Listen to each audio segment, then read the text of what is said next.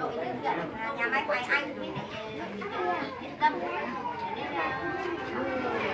chia sẻ bà con ít tấm quà không có của ít chủ là tấm lòng thì bà con thì là mong bà con nhận món quà cái này là đội từ thiện nhà máy Hoài Anh và đội Yên Tâm.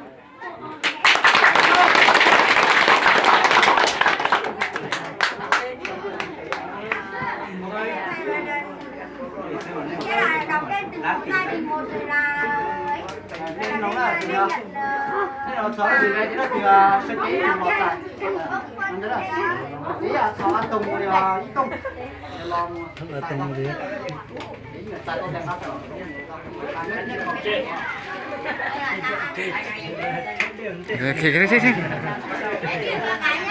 Đó là cái đồng chí nào cái đừng quay quay máy này không nếp máy nhỉ? máy không biết nó mờ mờ nó như là Lê ăn từ đây rồi xin cắt lông nè. Nghe luôn. Xin cắt lông cho xin cắt lông phải sao rồi đấy chia các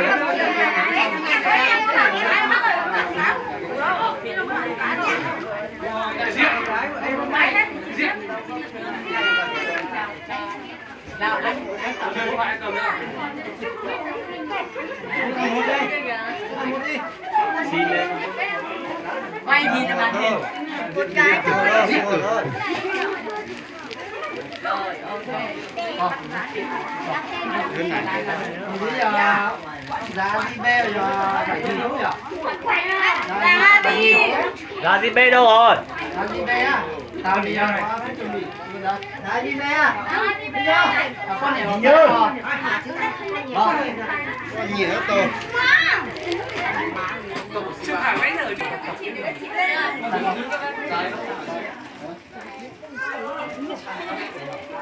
Chụp đi nữa.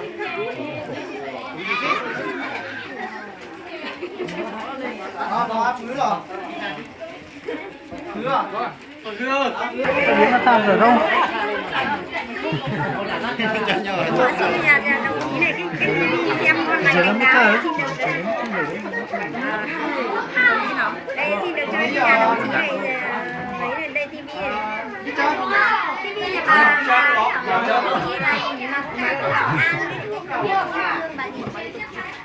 không biết ạ. bây giờ đi chùa nhưng mà mới chụp còn lấy được chụp đi này về xẻo cái này đi một ít xẻo cái ảnh đi hiện đại quá người ta cứ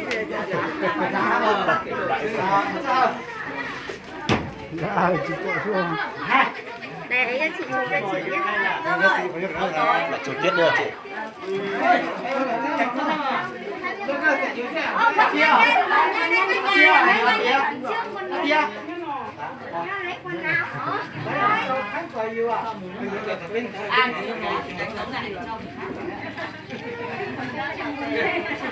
đó giờ nó sẽ bỏ là xin báo rồi anh ấy Là chỉnh chỗ thế này.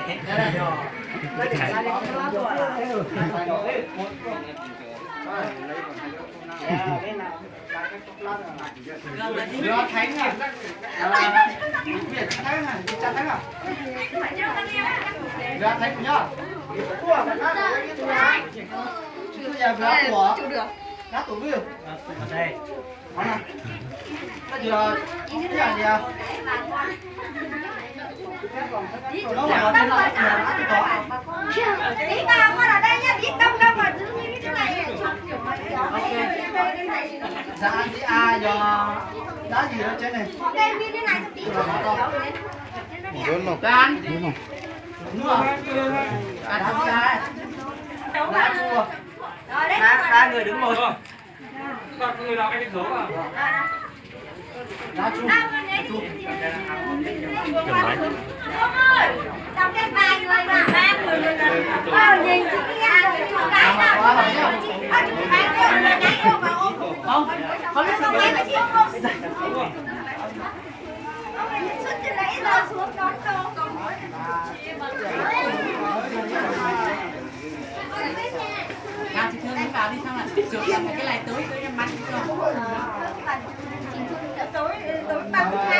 quá rồi. Rồi. Nó tầm ở dưới 13. Những ai Ở đây. Đấy tưởng là Đã mua gì? Đi buồn nhá. Đã mua xong rồi là xính. đúng nào.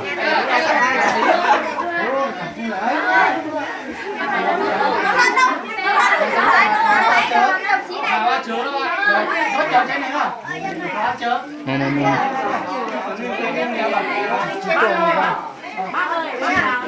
Giấy rồi.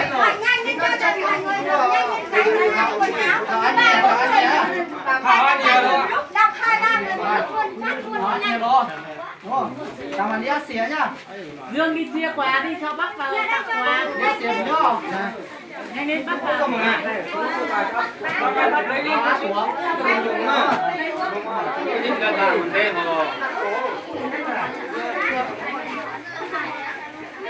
Hết của chưa? Các bạn kia to à? Có tuổi không? Qua là để được cổ xính nó hết rồi. Có tí con. Rồi ok.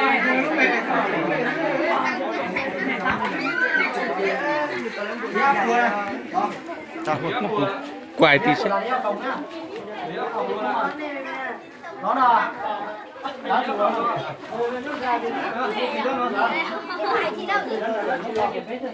là tính luôn.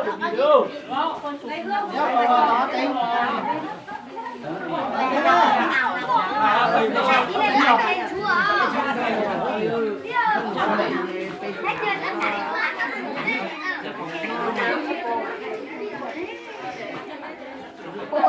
Ở đây chết. Ba nhiều. Ngồi nhỉ nhá, có cái bốt từ nào. Nào có nhật chiếc tạc cơ nào. Em lắc em đấy. Đi ăn xính về. Xính nào? Sấy ơi, mày. Tôi xa chưa? Đang lấy con rồi. Đã xìa. Đã xìa.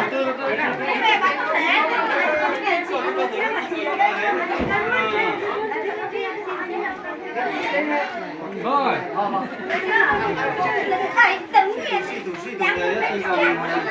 Cho con điểm mông à. Tôi xa thế nhỉ? Đã xìa đây. Đây. Đi qua, đi còn tìm cái qua hải coi này thấy quen luôn. Thấy như có trên thế quên thì thấy quen này nhất hả? Cổng tàu à? Đi báo. Cổng tàu à? Cầm tàu á. Đi báo. Đi báo. Đi ăn lùng xe. Đi ăn lùng đó. Đi ăn lùng xe.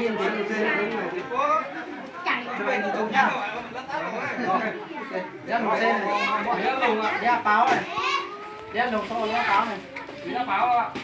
Đấy đâu? Rồi. Đi ăn báo. Đi ăn khai. Đi ăn khai đâu?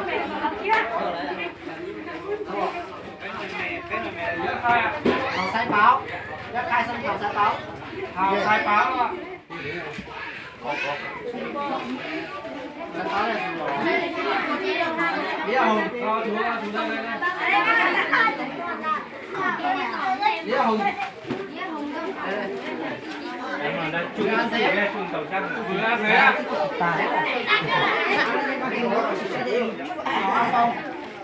Hào A Phong ạ.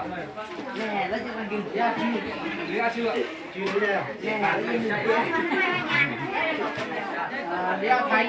Lý A Khánh à? Giọng Khánh rồi.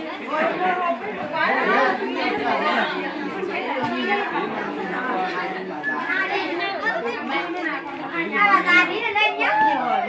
Đi ăn Khánh. Có đây rồi.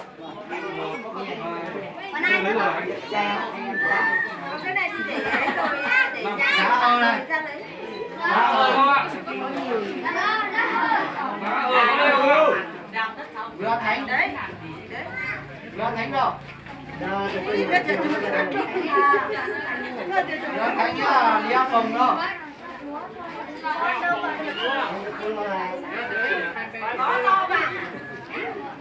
Mà xí xoắn. Chú à, vừa thấy nha. Thế là đã hờ. Vừa thấy mới không ạ? Đây, vừa thấy đây. Đã hờ. Đã hờ bay không nhỉ? Chơi cờ. Có nhà mà Lia dế này không được. Còn hai nhà nữa. Hai con bà già này Nhà dế với nhà Di thôi. Đây là gì nhà? đây cho gì tiền cho đây. Cảm ơn nhá. Những này này chỉ được cho Cho nó xì đấy. cái này thế nào không có xì chỉ có ra đây không? Đây cho má luôn đấy. Có khi còn ngá. Nó trên đây. Hai nhà này nhà không nghèo gì cũng được rồi. Nhưng mà hai vùng nghèo đều trên hai đấy đấy. Ui giời. Nhà chữ này nhà dế. Nhà chú nhà đấy đều